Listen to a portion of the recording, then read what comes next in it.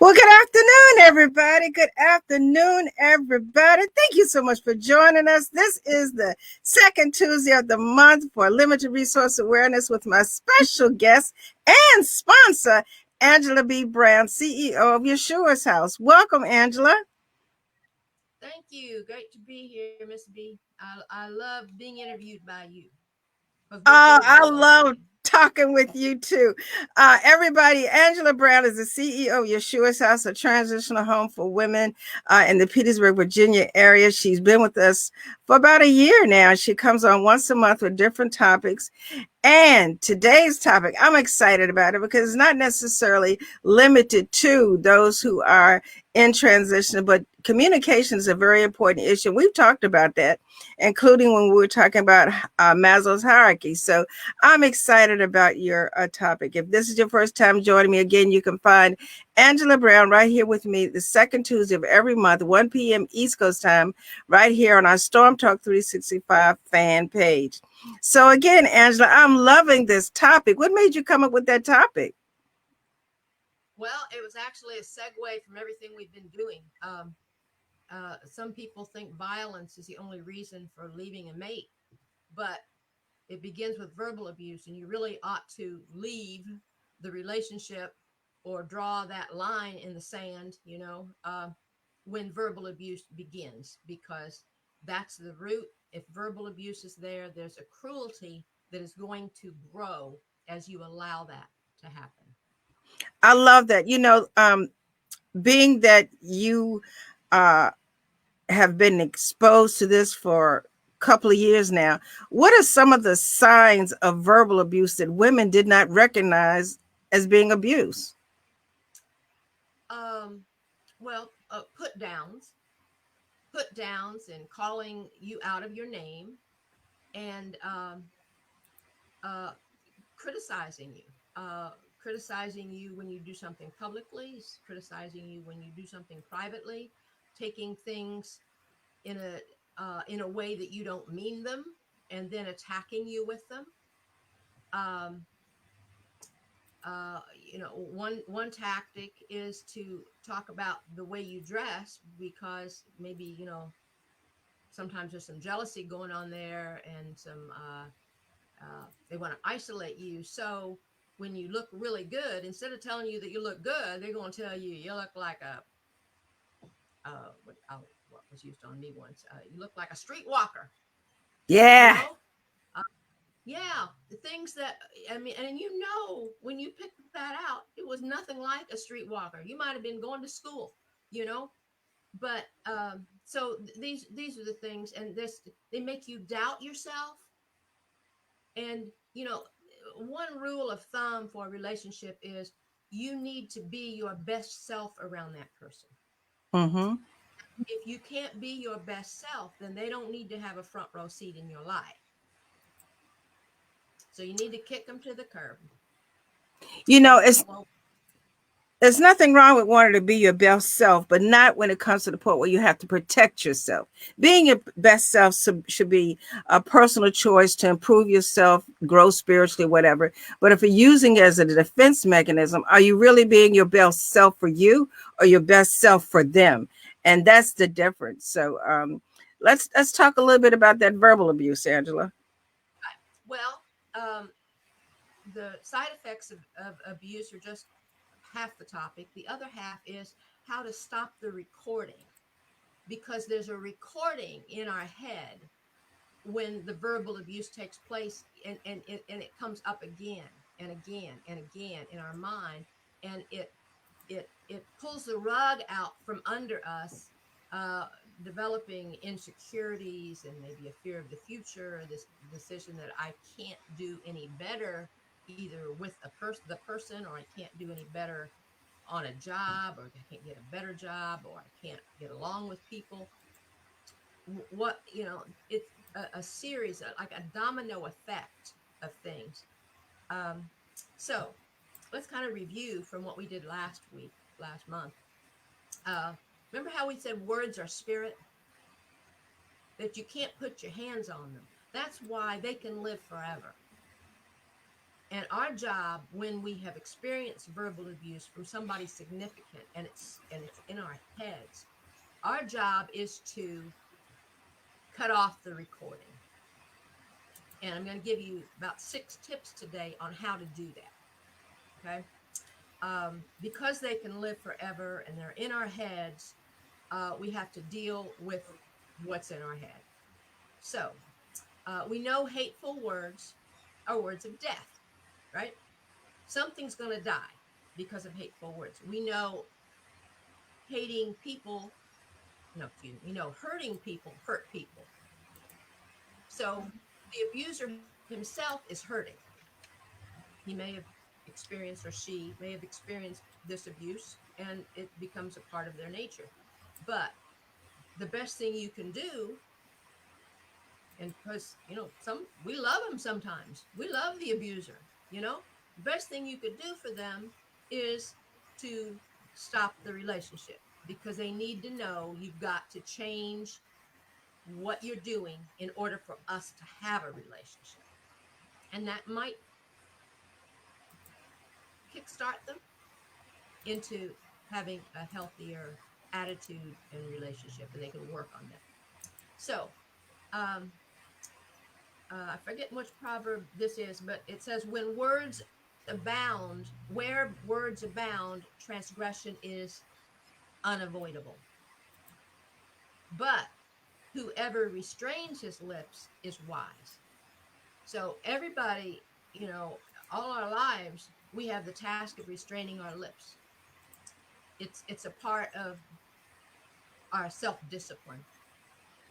And some of us don't have a history of it, so it's never too late to begin, right?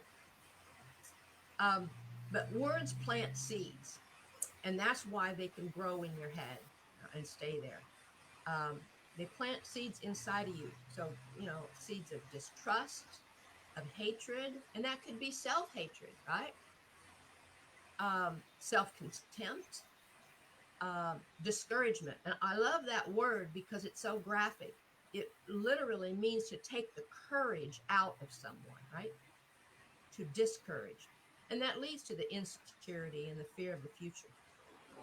So as those seeds grow, the effects may be broken families, because you can't maintain a healthy relationship, addictions, suicide, criminal acts, a whole, well, everything negative grows out of a negative seed, right? You're looking very pensive. Go ahead and tell me your I'm thoughts. listening. Been there, done that, and I'm identifying. So let's keep talking. Okay. Okay.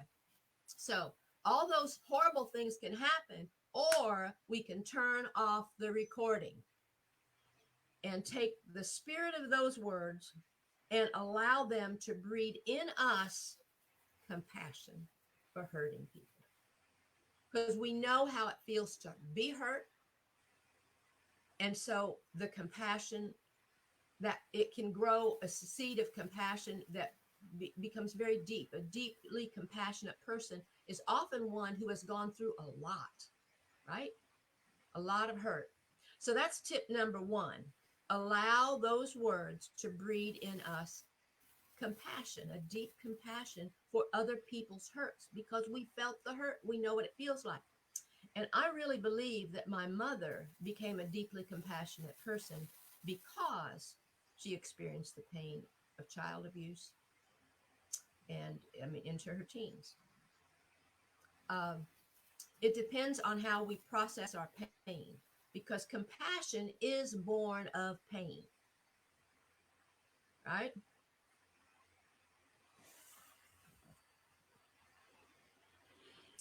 Whether it's a ministry that we see as a spiritual ministry or, being the best employee or employer that you can. Uh, Misery can birth your ministry. Compassion is born of pain. Okay, so um, I mentioned before that Philippians 4:8 is a verse that is one of the anchor verses of Yeshua's house and our programs there. And it says, whatever things are pure, whatever things are of good report, whatever things are good, whatever things are pure, whatever things are of good report, think on these things. So we have to train ourselves to think on the positive, right? Um, so how do we turn off the negative recording because besides the first tip, which was allow compassion to grow in us instead of self-hatred? Can you hear me, dear? Um, then Am I yeah, loud enough? it's the best we can do. So that's okay. We're gonna take a break at 20 after and then keep going. Okay. So tip number 2 is you yourself need to sow encouraging words into other people. Because as you sow those encouraging words, encouragement becomes a part of who you are. And you will speak to yourself encouraging words too. So you collect those encouraging words from other people. You celebrate encouraging words from other people. You focus on the encouraging words, okay? You make them affirmations. And that one of the things that your counselors tell you is make affirmations, speak them every day. You can journal them, post them. Um, I love what Mark Twain said. He said, I can live a month on a good compliment. And, it's sad that some people are starved for compliments. And when you give them a compliment, they don't know how to receive it. So when you give somebody a compliment and they don't know how to receive it, that's your cue that that's unnatural for them. And you need to keep giving them compliments because what our nature is then is you kind of stop complimenting them because you don't get any feedback. But we need to reverse that and know that no, this person needs all the compliments I can come up with. So train yourself to receive compliments. And it's as simple as saying thank you. You don't have to say anything more. That's enough to begin with. Just say thank you. Doesn't that make us feel better when we give somebody a compliment? Rather than them saying, oh, this old thing, or I can't believe, I can't believe you like this about me, or I'm not really that, all the excuses we make to deflect the compliment, but actually we're insulting the person whose assessment was positive. Okay, so tip number 3. Do you know you can't think a positive thought and a negative thought at the same time? So you play your trump, right? You think the positive thought, you say the positive thing. Um, when you speak this positivity, you're positively Ms.B, right? And that's why we love tuning in. Uh, you, you, you, you train yourself to discard the negative thoughts you're thinking and to focus on the positive. Okay? So tip number 4, avoid comparing yourself to others. We've all heard this and probably all done this. We can say to somebody, oh, you're so good at whatever, but I could never do this or that or whatever. Well, instead of the focus being on the person that you think is so good at something, you've just sent the focus back to you, and now they have to respond and say something positive. And so that's a way that a person needy for compliments, speaks.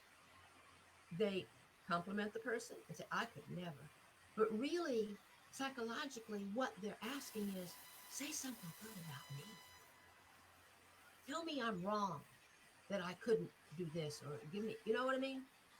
And you don't know that that's what you're thinking, but psychologically, I believe that that's what's going on. So keep the spotlight on them, and you don't. If it's not in you to be the best singer or the best writer or whatever you're complimenting them on, then that's not even a part of the conversation, is it? Okay, tip 5: train yourself to receive a compliment. I already said that, right? Okay, now what's so good about positive words? And I'm going to throw it back at you. What happens to a person when you say something encouraging or positive to Oh, you're asking me what happens when you say something positive to another person? them? Well, Well, yeah. Or what happens to you when you receive a compliment, something positive in you? okay. So, what should happen when someone gives a compliment? Number one, it should be received. But when it's received, it validates your value with them. In other words, like when you first came on, you gave me a couple of compliments, and that means that I mean something to you, that I have impressed you. So when people get compliments from other people, it makes them realize, wow, I didn't know I meant that to them. I didn't know they saw that in me. And another thing that should happen is that not only do you receive the value that they have for you, you should apply it to yourself and say, I am, I am, I am. I am, yes. Yeah. It builds that relationship, doesn't it? So you know the way to get out of the negative relationships that you have experienced is to build positive relationships, and people respond positively, and that's going to continue to build you, so that those negative things, that the negative words sowed in you, can be uprooted. So you're working at it at both ends, really. um, so those encouraging words elevate you. When you give them to people, they actually elevate you, and you elevate other people, and they birth something beautiful, a better relationship, right? And they also birth self-confidence in both of you, security as to who you are. That's why we love having a friend, because a friend is not negative. If we have a negative friend, we need to rethink whether that's a person is a friend. It can birth the pursuit of a dream. You know, so some of us have dreams that we haven't aired out in a while, or we don't think they're possible. And I think maybe we'll do this on the next broadcast. Encouraging words encourage order in us, and that is a separate topic, it seems like, but it helps us prioritize. When we're told something positive, then we know that that's a virtue or a character we have that could become a building block in what we are trying to do. So it helps us prioritize by one of my favorite people is Yolanda Gray. She's a life coach, and I have something in my office. I'm going to read it. It says, "Overwhelmed? Question mark. Prioritize." And you know how difficult it is to prioritize when you feel down, because you don't feel like you can do anything. But when you feel good, you think, okay, I'm going to do this, and then I'm going to do that, and then I'm going to do this, right? Prioritize. Can't happen unless you are positive. Okay. Tip number 6: focus on the person you are talking to. It's easy to talk about people to people. It's also injurious to you, injurious to the person that you're talking to. Certainly, it injures the person you're talking about.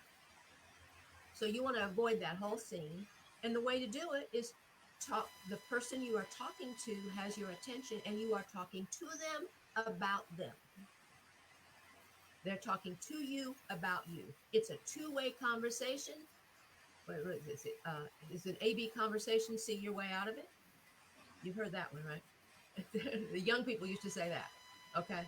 Uh, yeah, making a two-way conversation so that if somebody else's name comes up, you don't you don't go there in any negative way at all.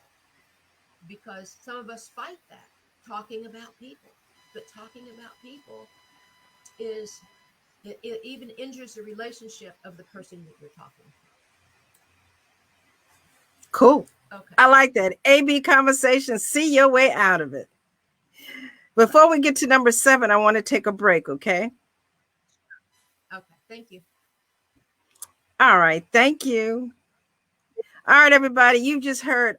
I hope you could hear her. You just heard a lot of good tidbits. She's done 6, and I'm in agreement with all of them. And the reason why she said I was looking pensive is because I was really listening. You know, I've been there on the other end of compliments and didn't know how to receive them, as well as negativity. And I did receive those. So there's a lot of things that I'm learning. Every month she brings something to me that I can identify with. So we're going to take a short break. And the break is about me. This is a flyer that I made because I am going to debut my first episode on Preach the Word Worldwide Network. I'm going to be not only on internet TV, but on local stations in Atlanta. And I will be doing it every Friday morning at 9 a.m. starting this Friday, 9 a.m. East Coast time. Positively Ms.B, the spiritual realist. And what can you expect? If you've been watching me on the morning show with Ms.B, I try to come on at 7:30 a.m. with different topics to encourage you to grow spiritually.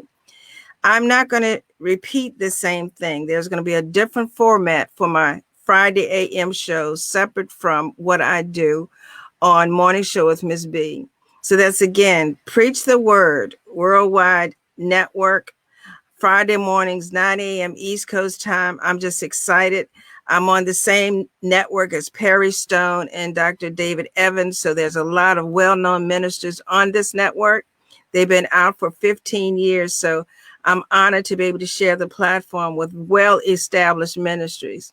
So I just, again, thank the Heavenly Father that I serve for opening up the door and showing such favor.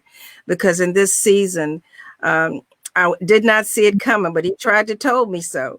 So I just want to invite you all not only to follow me on my Facebook fan page and other social media, but starting this Friday, Preach the Word Worldwide Network.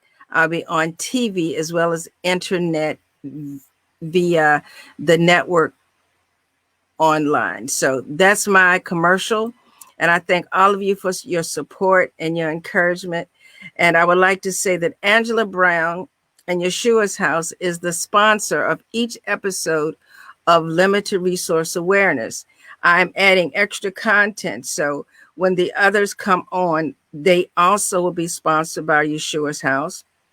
And as the podcasts are loaded, they will get a short commercial about Yeshua's House being the sponsor of the episode. So I appreciate Angela Brown and Yeshua's House being with me for a year.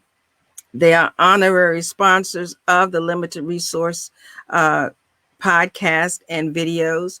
And if you would like to know more about Yeshua's House, please don't hesitate to look up Yeshua's House on Facebook or Angela Brown personally, and she has a website that she can give that to you. But right now we're talking about something that's very near and dear to me, and it's about words, how powerful they are, whether they're negative or positive, how you should receive them, how you can recognize the signs and symptoms that you are being verbally abused. So, Angela, let's go to point number 7. Okay. Um, well, it's part B of tip 6. Um, Oh, so we said, focus on the person you are talking to, not who you could talk about. And uh, the next aspect of that is focus on matters of interest, not people of interest. So if we take our eyes off of talking about people, then we don't get into the traps of judging and negativity and, you know, assessing, um, critiquing, and that in itself is positive. Okay. Okay. So those were my 6 tips. Now, I love the Hebrew language, and I want to tell you what the tongue is in Hebrew. It's the word lashon, and lashon in, in Hebrew, every letter is a concept. And so every letter of the word tongue, which is lashon, says something about the tongue. So I'm going to begin with the first letter, which is our L, but is a lamed in Hebrew. And it's the picture of a hook. It's like a shepherd's hook, but it means to teach and to learn. So, you can hook anything. If you go fishing, you can hook a wonderful fish, or you can hook a boot, right? Can you hear me? yeah. I'm trying to, yeah, it's low, but I'm paying attention. Don't pay it. I'm gonna take Okay. myself off the camera. Keep talking. Okay. So a hook can hook something positive or something negative. That's what the tongue does, right? You can put a hook in somebody's mouth and hurt them, or you could lead them by putting that hook in their mouth to being their best self. So the next letter is the RSH, which is a sheen, which is the picture of a tooth. And it can mean to consume, like a tooth does, or devour or destroy, which would seem pretty negative, except we all love to eat, right? And we consume with our teeth. We chew it up so we can digest it. So it's a good thing, but it can also be a bad thing. And so the tongue can destroy. It can destroy what is positive in us, or it can destroy what is negative in us. So positive words destroy the negative words that we've heard. The verbal abuse, it can eat it up, swallow it up, and grind it up, make it so that it never was. Okay, it stops playing in our head. Um, so the third letter is the picture of a seed or a fish. And we've talked about seeds, that every word is a seed that is planted in us. And that's why it can grow. And we want it to grow. We want negative words said to us to grow compassion for other people. So every seed can produce either something positive or something negative. Um, and then the next one is the picture of a window. It's the Hebrew letter Hey. And a window allows us to see outside, right? Or see inside if we're outside. It reveals stuff to us. And our words reveal things. Our words reveal what's inside of us, and they can reveal what is in another person that they may not have realized. If you focus on people's positive characteristics, then you're always showing them a window to their best self. You focus on the negative, you're making their life harder. Um, okay, and the next one is a resh, which is the picture of a person or the head of a person. It also means the highest because you're the head of a company, the head of a corporation, um, the head of a household. Uh, it's up to us how we are going to lead ourselves. We are the head. The tongue is ruled by the head. What comes out of the mouth was in the heart, right? As a man speaks, as a man thinks, so is he. And then out of the mouth comes, uh, what Jesus said,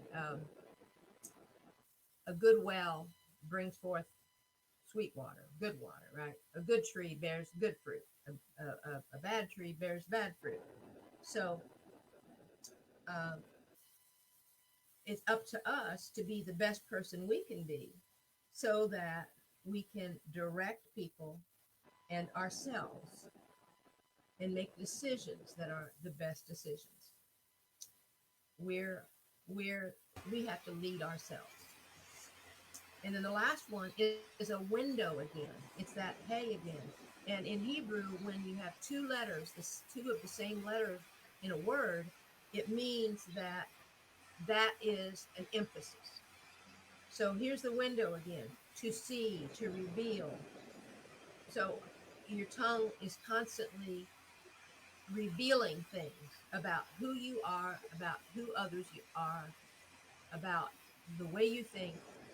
And that's why we have to guard it, because not only do we want the best, but if we don't guard it, we're going to, I'll say, reinstate what is negative in us instead of allowing what is negative in us to be destroyed so that we can cultivate what is helpful to us.